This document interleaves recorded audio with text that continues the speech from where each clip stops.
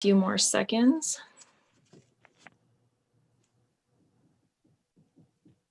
We should do a cold open of some sort.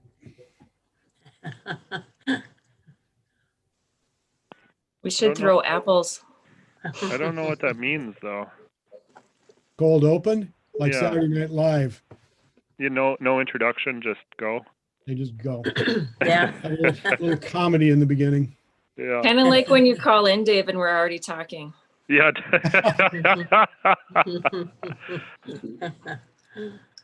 All right, so it is 8:30. And this is the Public Health and Human Services Board meeting. We'll start with the legalities, which, as anyone who's tuned in can see, we are the Brady Bunch again. And we are meeting electronically. So we have determined that an in-person meeting or a meeting conducted under section 13D.02 is not practical or prudent because of the COVID-19 health pandemic and related state and local declarations of emergency declared under chapter 12. The technology we are using allows that all members of the body participate in the meeting wherever their physical location, can hear one another, and can hear all discussion and testimony. It also allows that members of the public present at the regular meeting location of the body can hear all discussion and testimony and all votes of the members of the body. All votes are being conducted by a roll call, so each member's vote on each issue can be identified and recorded. So that is the legal part. We do have a change to the agenda. Under items for board action, we will be adding item D, which will be a request to accept resignation and to post a position. That will come up during the meeting today. And then just a quick start for this meeting, since we are meeting with Zoom again, just to the public watching us and those of us here. And Rena, thank you for having that mask on. Thank you all for your continued support in the community, for wearing your masks, for social distancing, for washing your hands. I know we often forget that. We are going into the winter season. The COVID-19 virus is not slowing down at this time. I know it is incredibly difficult for all of us to meet this way, for the public to watch us this way, for us to conduct business. And so a heartfelt thank you to all of my public health board members here, to the community, and to all of the staff. Please continue to do your best to keep our community safe and to keep each other safe. Ginny, thank you for the reminder to get your flu shot. Ginny does not have the flu or COVID, so don't get into a panic. But, you know, if you'll get your flu shot, I know it's difficult. I know we want to get together and be with each other, but we still need to continue to social distance. So just a quick reminder starting out, since this is the public health meeting, it's important to remind everybody of that. With that, we will start with the approval of the consent agenda. Is there any item on the consent agenda that anyone would like to remove? And there are plenty of us in this meeting, so go ahead and just speak up.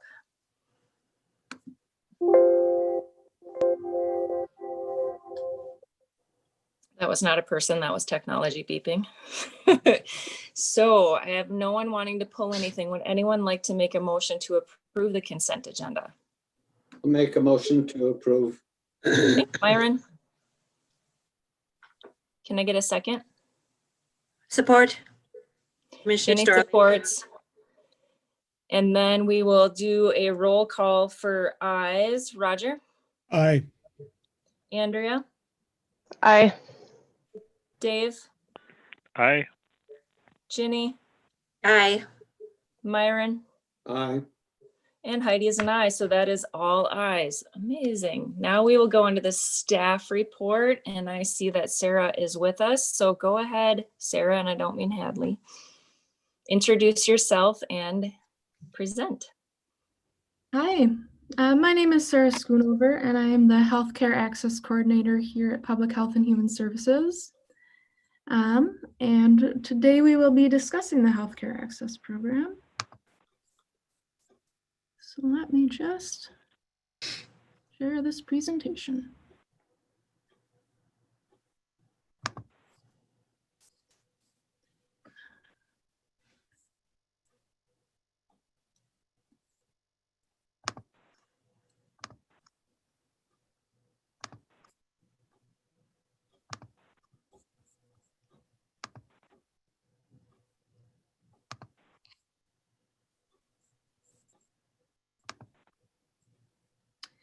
All righty.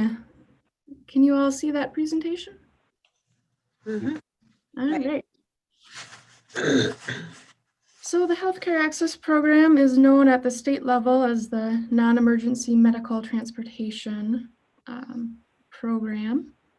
And we are the ones that administer that here at the local level for our Cook County residents. So our primary goals for this program are to assist residents that are enrolled in medical assistance with access to medical care. And we do this primarily by reimbursing expenses that they get associated with travel to that medical care. We also strive to process claims and uphold the integrity of those program payments through application of consistent program policies. So some of the expenses that can qualify for reimbursement include transportation costs, parking fees, meals while traveling to medical appointments, and lodging when travel is required. So it's good to know that the Healthcare Access Program is set, the policy is set by the Minnesota Department of Human Services, as the program is primarily funded by the state and federal government. So eligible program participants include people enrolled in medical assistance, and then there's some other categories that also qualify for the program, but generally we just work with people that are enrolled in straight medical assistance here. And if people have questions on their eligibility, they can be directed to us here at Public Health and Human Services. They can ask for either the healthcare access worker or the financial worker to look into their eligibility to see if they would qualify for the program.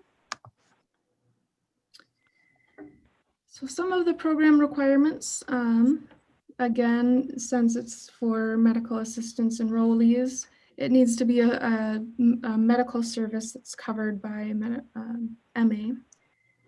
There's what's considered a 30-60 mile limit. So if you would have to travel beyond 30 miles for primary care or 60 miles for specialty care, that would require a referral from your primary care provider.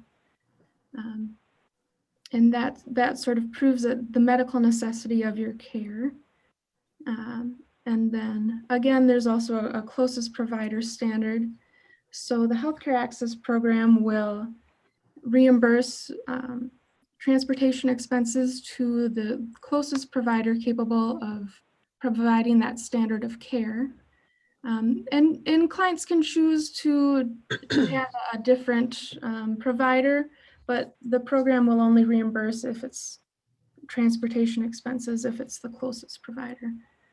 So there's also some cost-effective considerations that we take into account. And appointments need to be scheduled in a way that would allow for same-day travel to sort of keep down on some of those other medical state costs.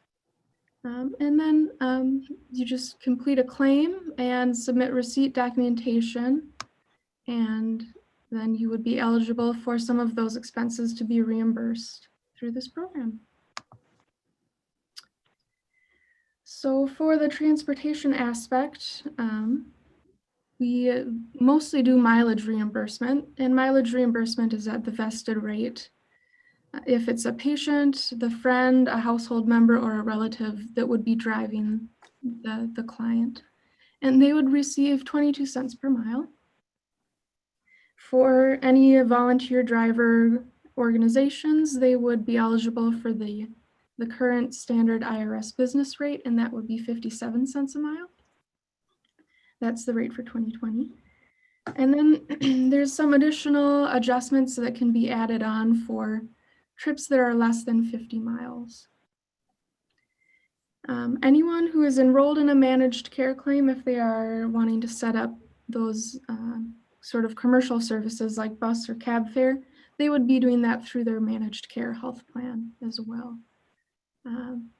And for transportation expenses, the driver would be eligible for reimbursement of mileage if the client is in, if the patient is in the vehicle with them. So there's also some pre-authorized services available with this program. If people are needing assistance to get to their medical appointments, gas cards are available in advance of the medical appointment. And that prior authorization would be obtained by calling Public Health and Human Services. There's also prepaid bus tickets, and other pre-authorized services that would need to be set up through the agency would be medical lodging. And that medical lodging, the medical stays are generally set up through Public Health and Human Services and direct billed to the agency. You would again have to have that signed referral that speaks to the medical necessity of your care out of the area. And there would be documentation required stating that, again, the medical appointment is scheduled at such a time that is unable to allow for same-day travel. So that's why that medical stay would be approved. And the distance limitation for medical lodging is traveling at least 60 miles one way from your residence.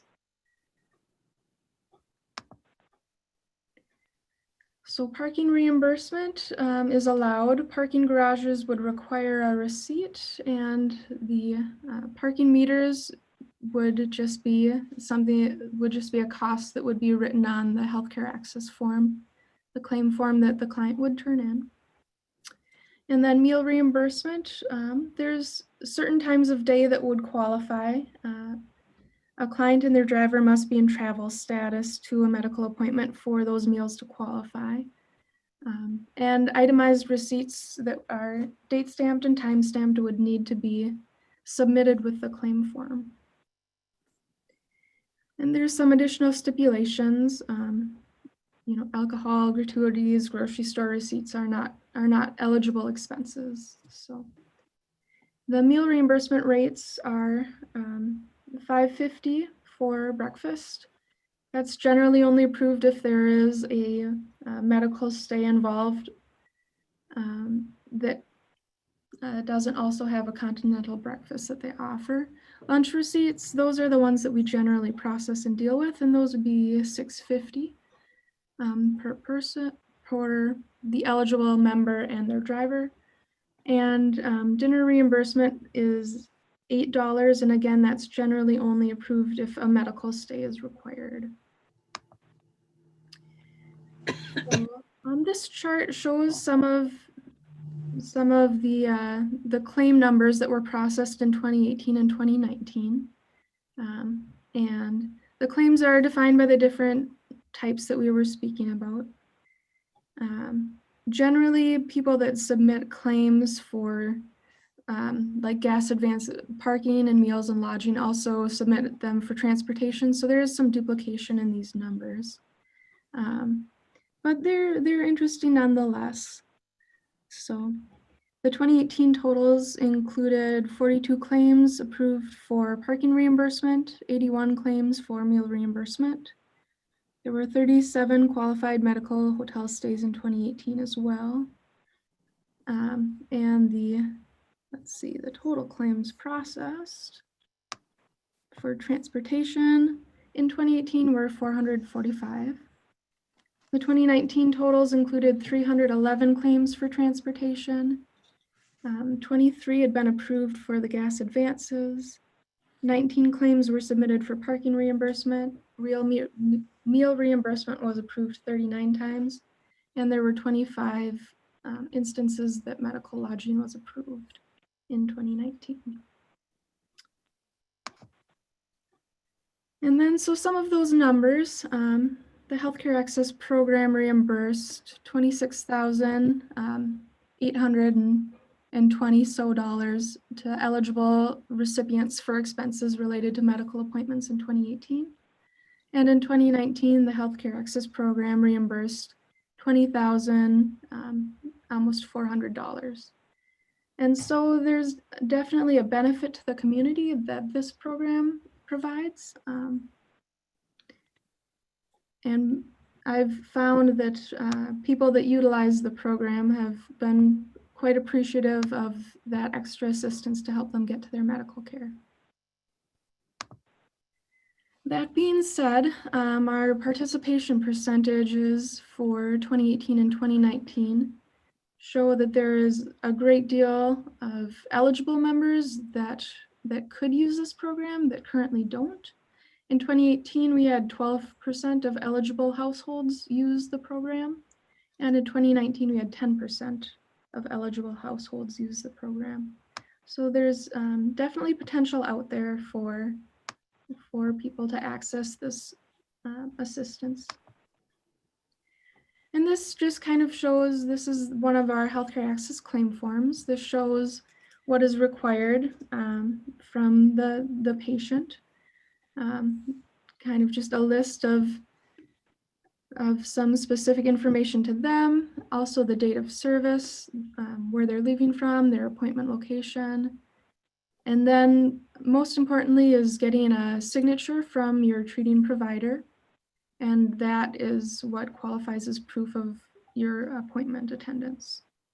And then so you would have the provider sign, and then you would sign and submit that with any receipts, and we would process that.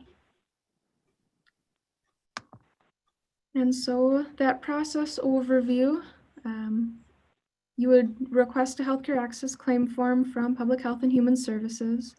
And that's when you could also request pre-authorized services. You would submit a referral for that out-of-area medical care. You could complete that claim and submit it, and then we would process that within 30 days of receipt at our agency. Occasionally, if there is any paperwork that is additionally required, we send out it's called an ATS, Notice of Negative Action. And that's just sort of a pending response saying that there needs to be some additional follow-ups. So that is something that the client could follow up on so that we could try and get that claim approved for them. So that is our basic overview of the healthcare access program. Are there any questions that people would like to ask? All right, so we will do a roundtable for questions for Sarah. Roger, any questions?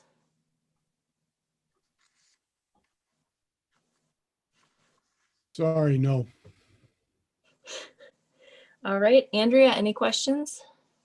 Nope. Thanks, Sarah. Dave, any questions? No, thank you. It was a very good presentation. I've used the service, or my family's used the service in the past, and it's very helpful for members of the community, and really grateful for the work that's being done there. So thank you. Ginny, any questions? Thank you. Well, my comment would be, wow, the mileage, you have to go a long ways to have some care. And also, Sarah, how has the pandemic affected this program, if it has at all? Sure. We have definitely seen a decline in numbers for people utilizing this program in 2020. You know, in the first part of the year when that stay-at-home order was put in place, there were a lot of elective surgeries that were being canceled.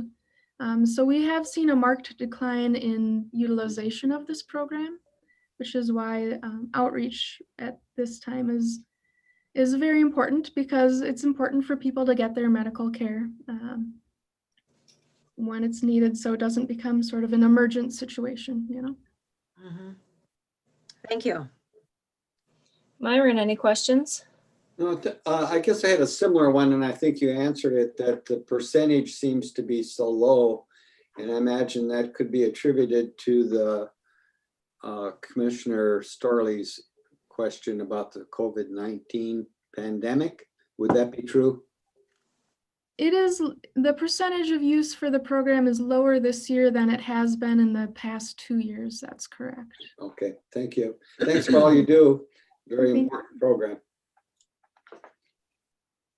So Sarah, what kind of outreach are you doing to let people know this program's available? So besides doing this presentation here, we'll also be doing a radio interview on WTIP on Friday regarding the program. And there is some hope that we will be adding a part of the webpage in our new website that's going to be going live, that's kind of dedicated to the healthcare access program, so that we can have the documentation up and available for people online. So that's some of the outreach that we are trying to do. Do you also mail the form and information to all qualified residents? We do. So when they are first enrolled in the medical assistance program, they get the healthcare access information along with their when they select which managed care program they would like. So all eligible members do get access to this information when they first enroll, and also when they re-enroll, I believe. But I would have to defer to Allison Plummer on that. Okay, great. Thank you. All right, with that, we will move on to the director's report. I'm going to start with thanking Sarah Schoonover for her presentation this morning, for the great information she provided the board, for her work in connecting residents with healthcare access services. Sarah has also played a significant role in our Emergency Operations Center, and want to recognize her for that work as well. She has provided administrative support, including taking notes at our weekly briefings and providing case count updates. So thank you, Sarah, for all that you do in PHHS and in supporting our emergency response.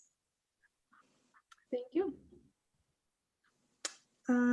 I'll start out with staff updates. The Personnel Committee later this afternoon will be reviewing the Substance Use Disorder Case Manager position. This is a social work position that was included in the 2020 department budget and has been filled since January in a temporary out-of-class appointment. After personnel reviews the position description and that is scored, our intent is to request approval to post for that vacancy. We will also be reallocating some duties within the Children and Family Services unit to both respond to and prepare for what we're seeing as emerging and anticipated increased needs in adult mental health. PHHS, in partnership with Grand Portage Human Services and the Human Development Center, has submitted a grant request through the Regional Arrowhead Behavioral Health Initiative. This would support us in more formally providing daytime mental health crisis services in Cook County. This would bring us up to the level of service of our regional counterparts and fill a significant gap that remains following the closure of HDC in 2018. So the grant specifically would allow us to contract with HDC, who are currently providing oversight of our after hours crisis response in Cook County. This would allow us to contract with HDC for clinical supervision and receive support from HDC in becoming certified to provide this service and to bill for it. So it's really a capacity building grant.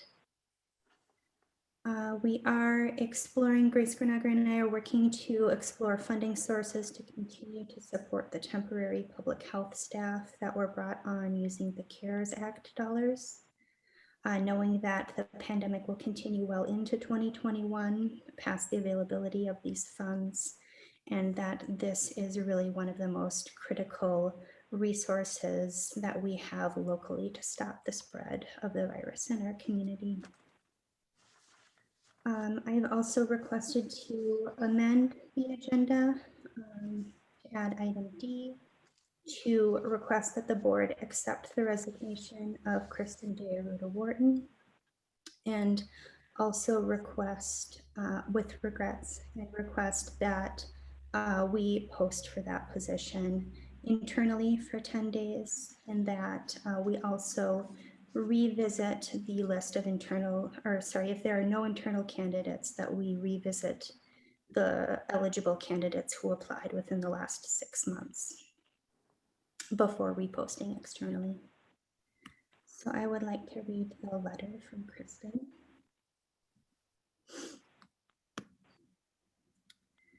Grace, Allison, and PHHS board members, it is with mixed emotions that I share my news of my resignation as public health educator. As you know, my longer-term goal has been to return to practice as a nurse practitioner. An opportunity has presented itself to resume clinical practice, and I have accepted a rural hospitalist position with Essentia Health. I'm still determining a final workday at PHHS. I anticipate it will be in the time frame of November 25th through December 4th. I hope that in my work experience will come full circle again here in Cook County. It has been wonderful to work with you and our local community this summer and fall. I'm committed to a smooth transition in the initial training of the next public health educator for Cook County. I'm confident that there will be great applicants within our community to join this caring and highly competent team to continue the important work of supporting community health and our local COVID response. It's been a bright spot in the pandemic to work with you and the team at PHHS. Grace, your intelligence, care, strategic thinking, collaboration, and passion for public health are remarkable. Our community is so fortunate to have your leadership, as well as the teamwork of such diligent and competent staff at this incredibly difficult time. Thank you for the continual sacrifices of you and your family. I hope in my short time we've built on the foundation you and many partners laid to strengthen the local COVID response, supporting families, businesses, and individuals dealing with the impacts of COVID, strengthening collaborations and partnerships between organizations, and earning community trust. My family will remain living in the community, and I will continue to be a resource and supporter of public health and PHHS. Thank you for the opportunity to work with you during these intense several months. Warmly, Kristen.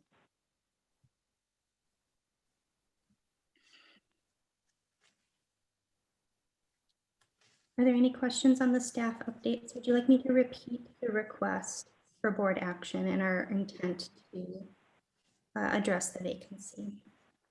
No, I think we'll get to that. Feels very much like a funeral. Does anyone have questions for Allison?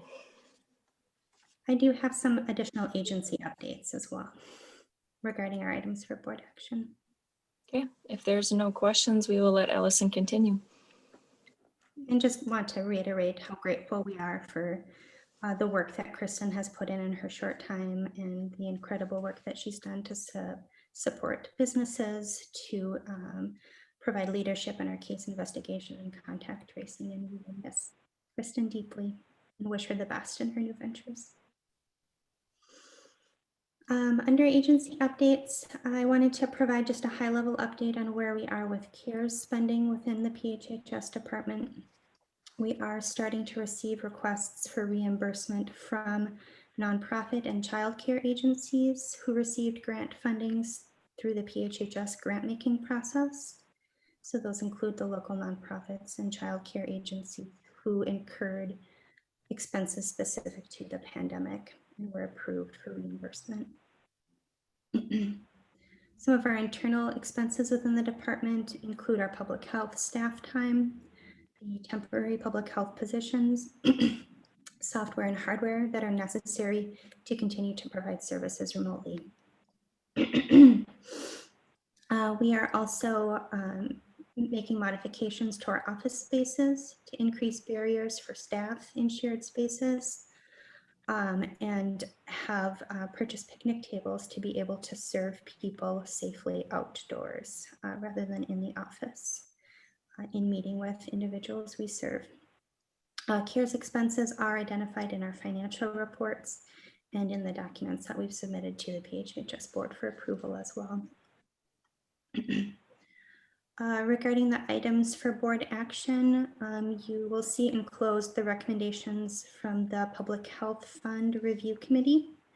I want to thank Grace again for guiding this process, and to the Public Health and Human Services Advisory Council members who have dedicated their time to improving this process year after year.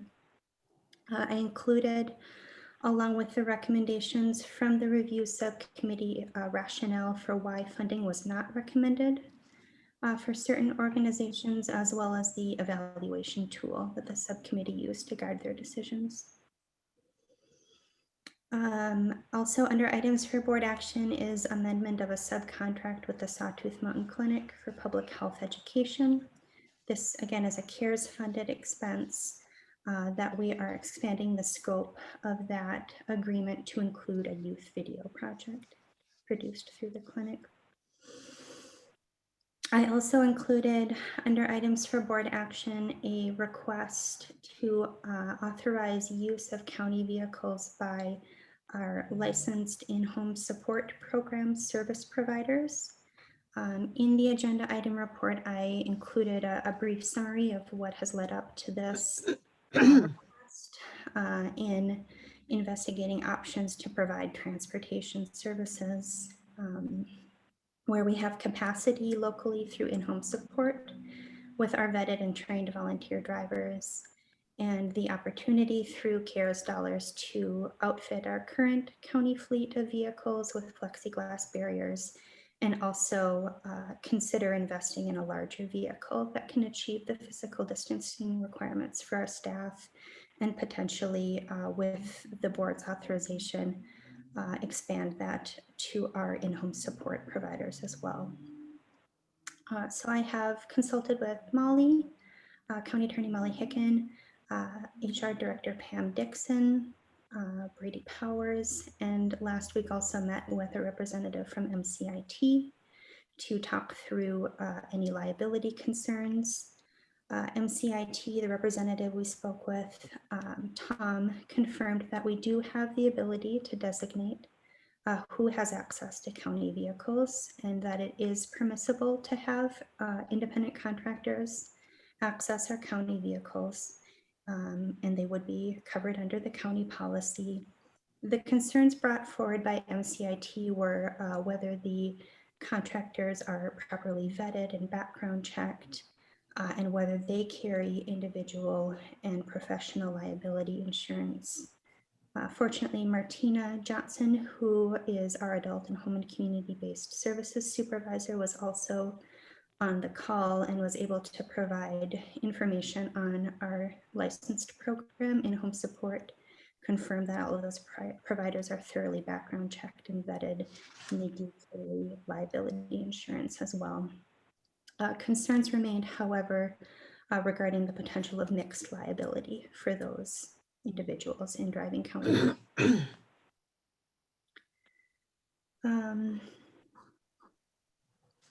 In looking at the gap currently in transportation services, I have recently learned of a resource out of Duluth that provides non-emergency medical transportation, but this is specifically for people who are COVID positive. This would not include testing services. We are exploring options to bring tests to people locally alongside this request to expand our capacity in transportation. But currently there's no safe way to connect people throughout Cook County with testing services. And in the absence of a formal workflow, this does fall to our staff in PHHS to provide services when no other option exists.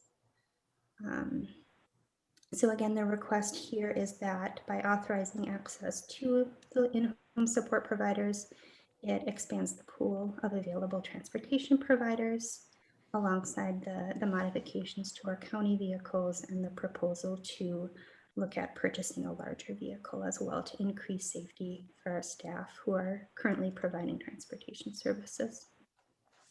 And again, this is just a small piece of the puzzle with transportation.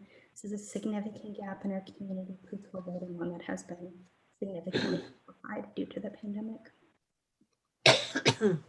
I'm happy to take any questions about the items for board action or my report.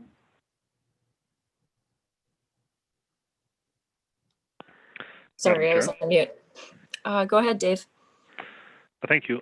Thank you, Allison, for the report. And I was just wondering, I mean, clearly testing and contact tracing are two very important tools in fighting the pandemic. And I was just wondering if, regarding transportation for testing, if there's been any communication with AEOA and Arrowhead Transit just around what potential options might be there. Not that I know that there are any, but just thought it might be worth chatting about.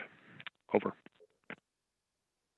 Thank you. Yes, I have been in contact with the regional manager for AEOA Arrowhead Transit. They are able to provide transportation services within a 10-mile radius of Grand Marais city limits. And that, again, is limited in the scope. And there are also some logistical challenges with having someone who's on a bus receive testing services at a drive-up testing site. But something that I've been working with Grace and our medical partners to address. How to look at both expanding how testing services can be provided and how we can safely get people to testing services at our clinic. Very good. Thank you. All right, so we will go item by item since each of these is a unique request. So item A is the funding for 2021. All of the current board commissioners are familiar with the process and how we got to here. Just so the public is aware, the recommendations are Birch Grove Community School, $25,000, Care Partners, $8,000, Community Education ISD 166, $12,500, Cook County Higher Education, $15,000, Cooperation Station, $22,747, The Hub, also called Senior Center, $51,753. The special notations on the requests that were not funded, the Cook County YMCA initial grant request is supported with CARES Act funding. Empty Bowls, the request was made to re-grant funds to community initiatives in lieu of the annual fundraiser. And the Oral Health Task Force recommendation to support through purchase of a service agreement with Sawtooth Mountain Clinic. Are there any questions from any members? Okay, with that, can I get a motion? This is Commissioner Mills. I'll move to approve the public health funding for 2021. Over. Thank you. Can I get a second? I'll second. Thank you, Myron. We will do roll call. Roger? Aye. Andrea? I think I have to abstain. I'm on the board at Cooperation Station. You are involved in a lot of things, so yes, you will have to abstain. Dave? Aye. Ginny? Aye. Myron? Aye. And I also say aye, so that is all ayes and one abstain. Okay, we are moving on to item B, COVID-19 public health education addendum with Sawtooth Mountain Clinic. Are there any questions? Okay, can I get a motion? Commissioner Mills, I'll move to approve the public health education addendum with Sawtooth Mountain Clinic. Over. Can I get a second? Support. Thank you, Ginny. Andrea, do you have to abstain again? Yep. Okay. So we will go through roll call. Roger? Aye. Dave? Aye. Ginny? Aye. Myron? Aye. Mine is also an aye. That is all approvals and one abstain. C, requesting board authorization to allow access to county vehicles by in-home support contracted providers. This is kind of a new big one. I think Allison covered it really well. Are there any questions? Myron? Yes, Allison, could you explain a little bit more about getting a larger vehicle? I know I had a discussion with Auditor Powers about this the other day. What advantages would that give our citizens or people that need this service to have a a larger vehicle. I assume it would be a van, and I would assume that it would have some kind of partitions in which you could have more distancing. Could you explain that just a little bit? I know it's not pertinent to this recommendation right now, but I think for further consideration, maybe in the future, could you just give a little more information about that? Certainly. So what you said is exactly it, that it would be the proposal would be to consider a larger vehicle that would allow for the 6-foot physical distancing requirements between the individual providing transportation services, whether that be a PHHS employee or if authorized by the board to do so, one of the independent contractors from our in-home support program, and the passenger. It would also be outfitted with a plexiglass barrier between the driver and passenger, and other safety measures, including masks and ensure safety of both, again, the provider and the service recipient. Does that answer your questions, Myron? Yes, thank you. And that could be a used vehicle that could be reconfigured a little bit as well. Mhm. Okay, thank you. Ginny, you had a question? Yes, with transportation is one of them. In terms of, okay, so you could use the Arrowhead bus around a radius of 10 miles. So is your concern that folks who live beyond that is what you're trying to reach with a variety of services, or what would be your reach on that?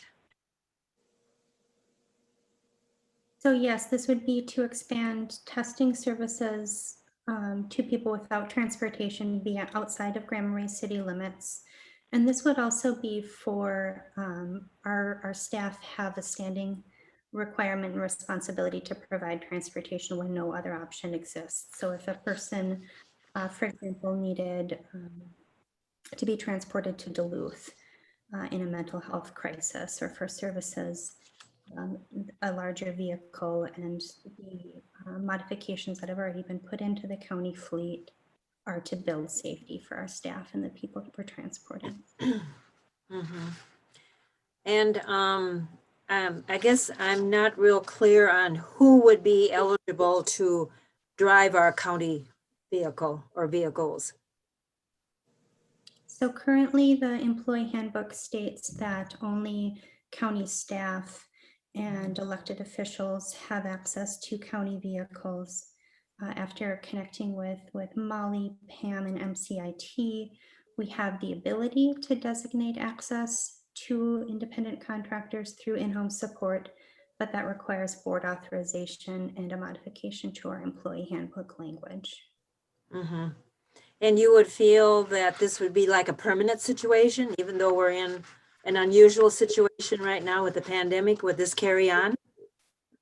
I think it would be temporary, and in my item for board action, I also stated that we would work internally to provide guidance as to the limited situations in which in-home support providers would have access to county vehicles. So it would not be implied or an absolute. It would be to expand our options when an individual does not have transportation. So that it's not. Okay. Okay. So my understanding is right now, what we're looking at is to allow access to county vehicles. We're not, are we giving you permission to go ahead and purchase a vehicle? No. Okay. Just to allow access for now. That'd be the first step. Okay. Thank you. Any other questions for Andrea? Okay, or not Andrea, Ellison, sorry. Okay, yeah, you confused me, Dave. Madam Chair. Yeah. I was doing that on Because purpose. I didn't to have a make sure question you're for awake. Andrea. Yeah. Good call. Good thing to check. Thank you, Madam Chair, and thank you, Allison. I think this is a really smart request and a good way to navigate these difficult situations and pandemic, and who knows how long this will last. But again, these types of tools are very important to support our community and to fight the pandemic. I was just wondering if we have any sense of what kind of impact this would have on our fleet and fleet use, or if it's just too early, and as you kind of said, it's more of as needed, so that's hard to tell at this point. But maybe you've got a sense of it. If you could provide any insight there, I'd appreciate it. Thank you. Over. I don't know that I can anticipate the impact. I think it will be minimal. The situations in which we'll need to have in-home support providers access the vehicles. Again, it's just expanding our capacity beyond our staff. And in addition to what I shared in the item for board action, I did get advice from County Attorney Hicken on ensuring that the transportation providers, in-home support providers, are familiar with our employee handbook and that we have identification and all of the necessary information from them before allowing access to the vehicle. So they would, again, be background checked, have a valid driver's license, insurance, and trained in our county travel policy and procedures with the county vehicles. Thank you. Yeah, those impacts I wasn't even extrapolating with. I guess I was more just thinking about just purely vehicle use and demand. But I know the pandemic has changed our use and demand of the fleet, and this seems like maybe a better use of our resources as needed. And thank you for answering that as best we can at this time. And that's all. Over. So Allison, how many of our fleet vehicles will be outfitted for this type of transportation with the plexiglass and everything? I believe that all of our county vehicles have been outfitted with plexiglass already. Okay, great. But they do not have they aren't large enough to achieve the 6-foot distancing requirements. Okay. So would anyone like to make a motion at this time? Myron? Sure, I move to authorize access to county vehicles by the home support contracted providers. Thank you. Can I get a second? Commissioner Mills, I'll second. Over. Thank you, Commissioner Mills. We will do a roll call. Roger? Aye.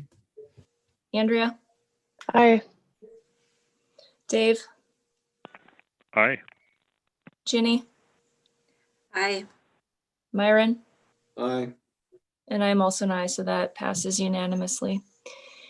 And then our addition to the agenda is a request to accept with regrets Kristen Diaruta Wharton's resignation and a request to post for replacement of that position. It will be an internal 10-day posting and then a review of qualified applicants from the original posting.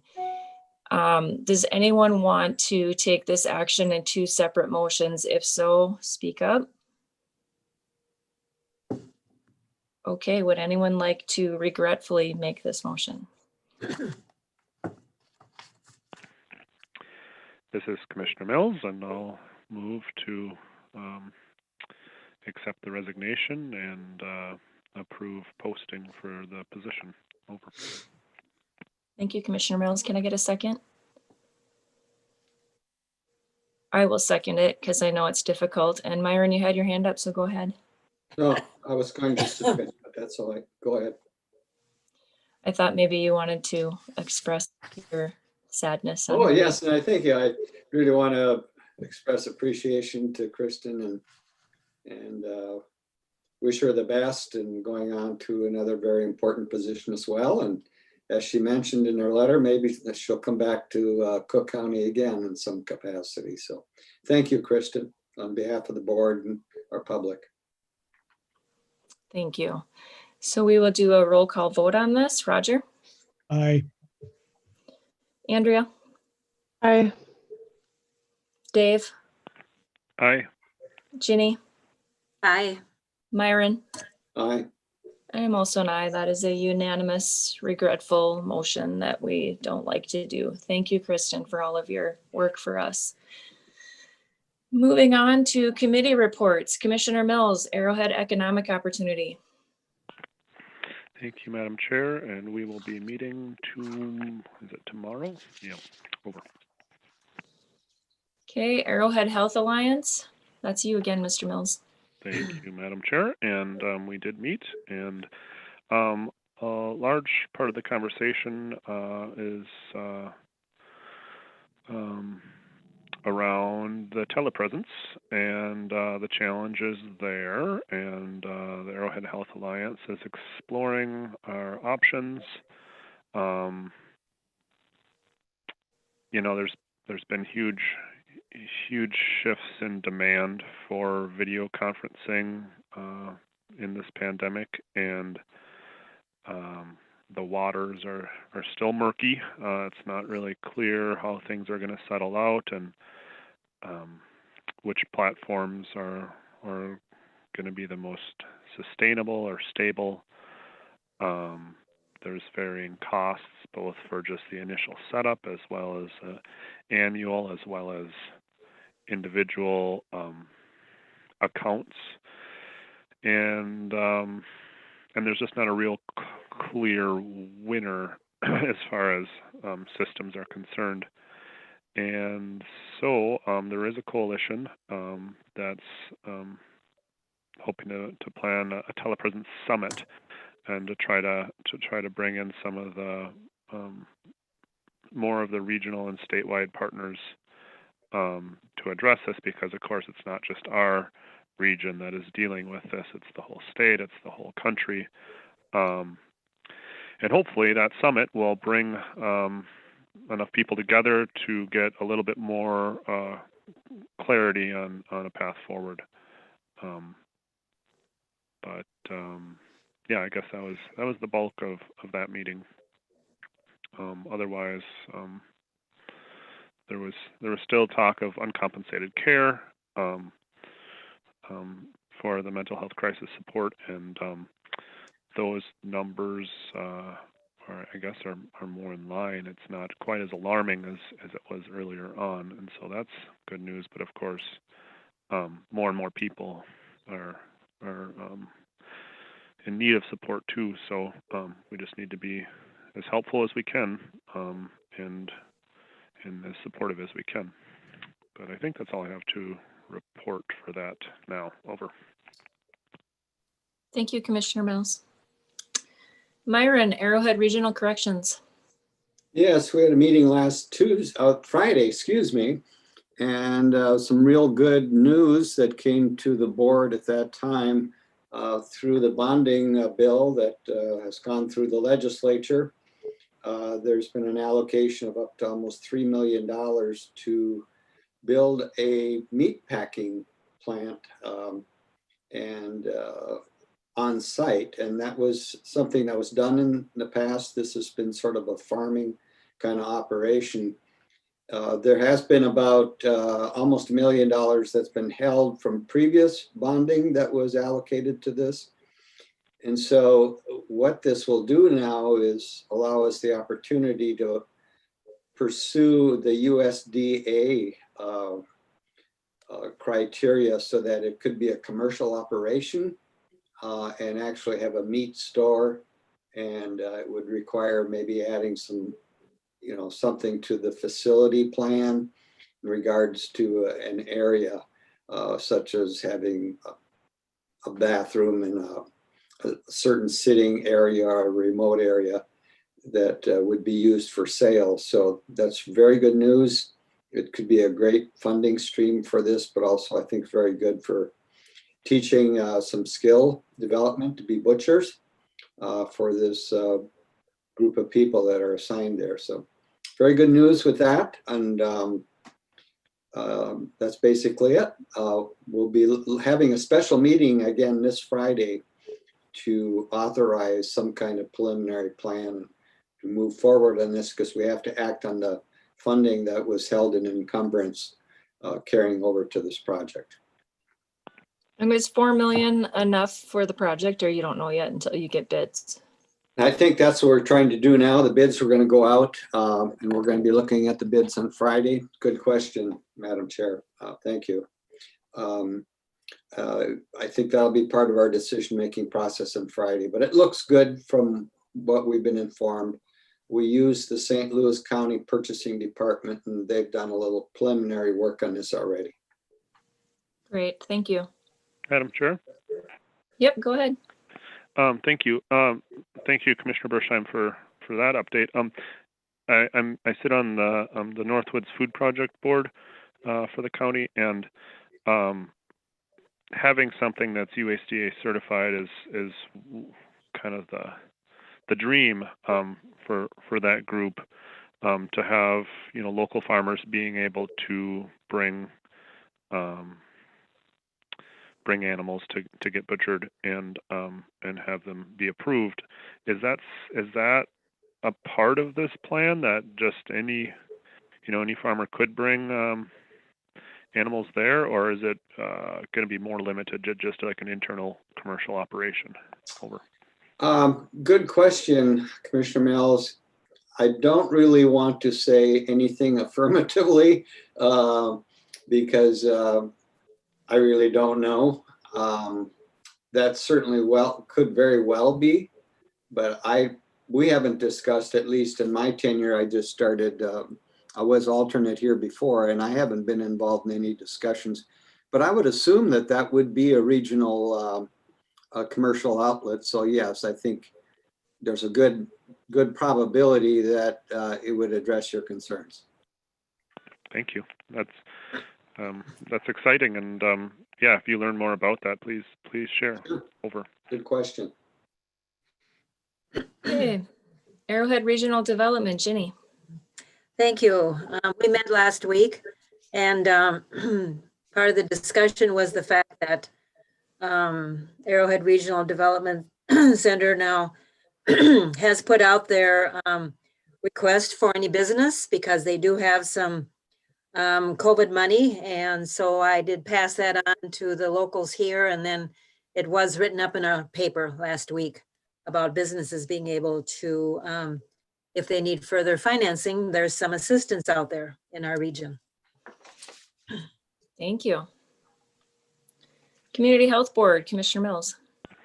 Thank you, Madam Chair. And I think the three things I'd like to highlight from this meeting was an excellent presentation about Cook County's community support line, done by our local public health and human services staff, and then also a lot of discussion about office space and lease agreements and potential moving of the community health board's offices. And just, it was really interesting discussion, because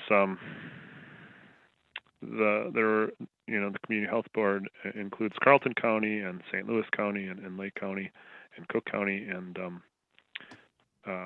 St. Louis County is a lot different situation than Cook County on a number of levels, and the commissioners from St. Louis County are of the feeling that the after effects of this pandemic could have a significant change to office needs, just with people adapting to working at home.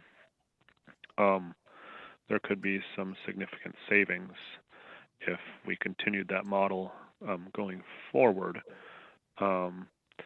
And it was just a really good discussion. Nothing's been decided at this point, but just kind of keeping our options open. It's also very much like the telepresence situation with Arrowhead Health Alliance. It's a very difficult time to make some of these larger decisions because of all the uncertainty that's floating around. And so I don't think anyone's in a hurry. We have until April, I believe, to make the decision, but the sooner we can give notice, I think, the better. But time will tell where that goes. And then the third thing from that meeting was an excellent presentation by Dr. Kufal from St. Luke's on seasonal affective disorder.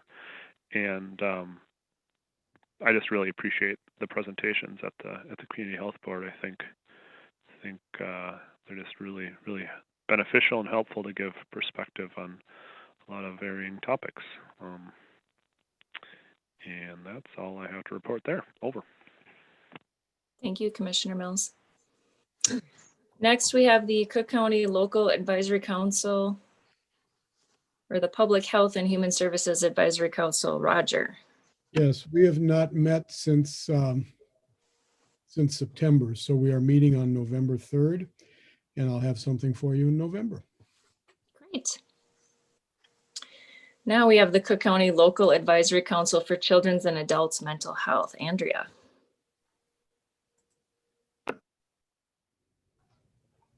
Unmuting would help, right? All right. So we met on October 13th. We received a presentation from Public Health and Human Services staff, Jade and Anna, about their roles within Public Health and Human Services and providing mental health services in the community.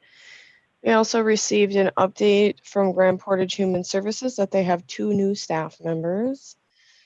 Some members of the local advisory council have recorded some PSAs on WTIP to promote the council and also to spread messages of support to the community. During our discussions, there were some gaps in services that were brought up at the meeting, which included transportation, support and therapy groups due to the pandemic. We also talked about gaps that will come up due to the pandemic, and then winter supports for isolated community members, the gap in adult rehabilitative mental health services and children's therapeutic services and supports, and then also day treatment programs for children. We received an update from Restorative Justice that the advanced training that they were scheduled to have in Grand Portage this fall has been presently postponed to the spring. And then a couple interesting points that came up during the meeting were the idea of people feeling lonely even if they don't live alone, which sort of highlights the effects of decreased socialization due to the pandemic. And then the fact that telehealth has made it easier for some people to keep their psychiatry appointments, so the wait lists are getting longer. And then we also continued working on our mission and vision process. And that's all. Thanks, Andrea. Yeah. Healthcare Planning Committee, Ginny. Thank you. We did meet, small group that we were, and I have nothing to report from that, but I will go another direction. I will be joining NACO Health Committee later on this week, and their topic is mental health. So we should have a good conversation across the country about that. And I'll just highlight a couple of things from our AMC legislative priority items, which we will be looking at on Thursday. We met last month, and we have 2 areas that we want to really promote with the AMC, that they support continuing health and human service waivers and telehealth strategies that demonstrate administrative efficiency and improve outcomes in service delivery. That's one. And the other one is AMC seeks adequate and flexible funding for public health and continued statewide response to COVID-19, including vaccine distribution, community outreach, and education. So that's where we're going, hopefully into November, to discuss more details on that. Thank you, Jenny. North Shore Collaborative, Commissioner Mills. Have not met yet and nothing to report. Over. Okay. Emergency Preparedness, Myron. Okay, well, we met last week, and I'll just cover some of the highlights, and I believe that Dave Mills and James Yarkey were also there so they could add anything to it. Grace Grenagher gave us some information on contact tracing, and she was going to create a mini region with Grand Portage and Lake County so that we have sort of a North Shore kind of mini region to deal with contact tracing. She also reported on Jody Roberts was working with the schools, and they've made a decision, to try some modified virtual learning as well as on-site. And so that'll be happening. And they did talk a little bit about the recent school link case, which worked out quite well. Also, Grace did mention, and I think, Madam Chair, you did this very well, but just to reiterate that the key messaging that we have to have from public health is staying at home when sick, even mildly sick, masking and social distancing, and then also the quarantine full 14 days if you have some contact, even after a negative test. And from the hospital, they're looking at employee screening. And Kimber also mentioned that they're taking up to 5 visitors in a multi-purpose space that they have there for residents to meet with people, and they're continuing to do that. They're looking at possibly getting 2 ventilators from the state, and they're waiting on that to happen as well.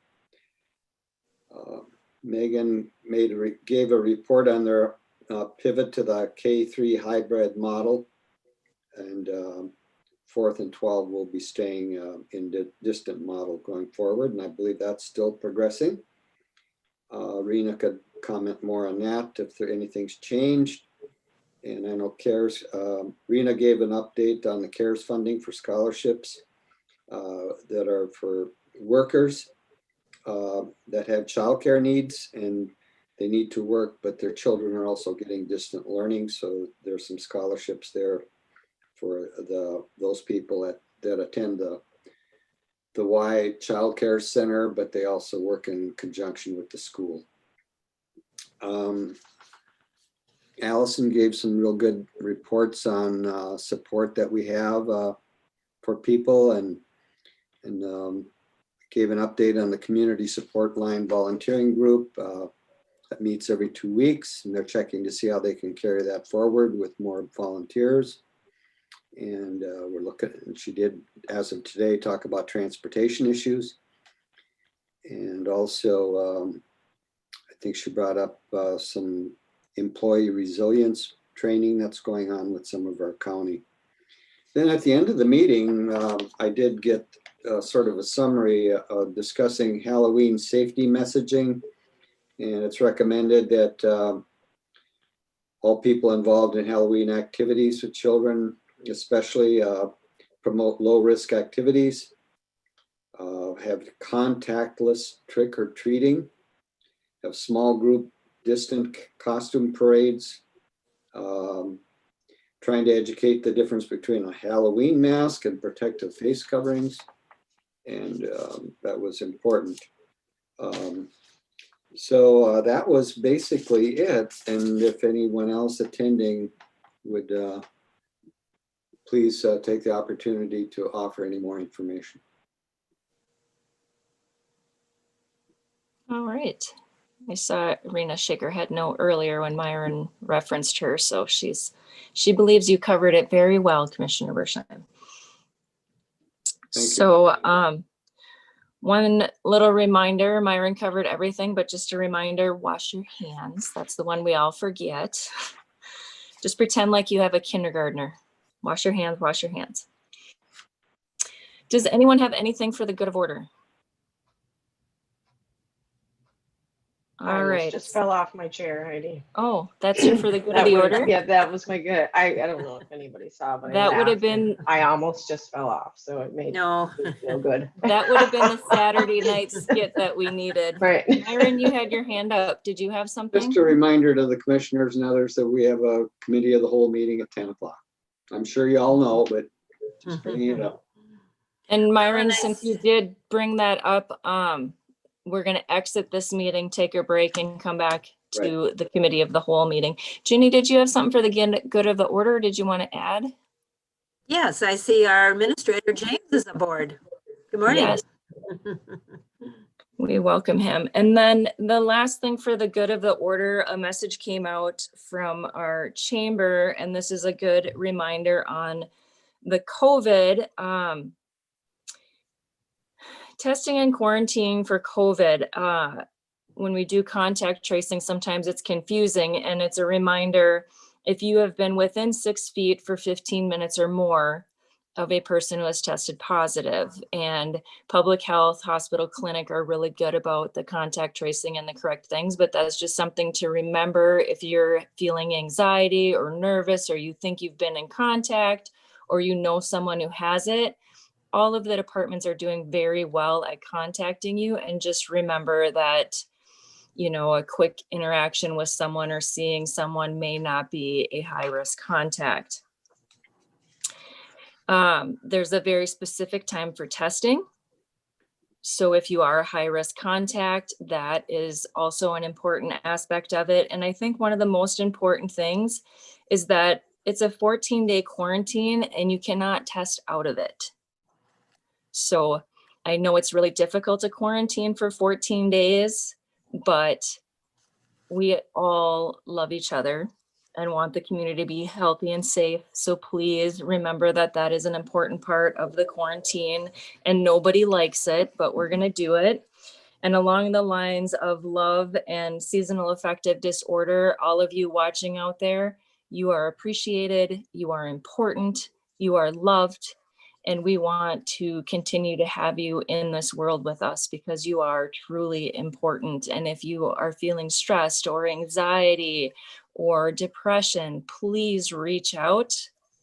If you're uncomfortable reaching out to one of the hotlines or the numbers, reach out to a friend. Sometimes that all that takes is sending a text, and maybe Andrea will fall off of her chair for you on a FaceTime video to help you. See, she's given a thumbs up. So I hate to be a Debbie Downer, but I just want to remind everyone that yes, winter is coming and not everybody loves it. So with that, we will adjourn this meeting. Thank you all for being here. You are all wonderful people. And we will see Thank you. some of you at the Committee of the Whole. Stay healthy. Thanks, everyone.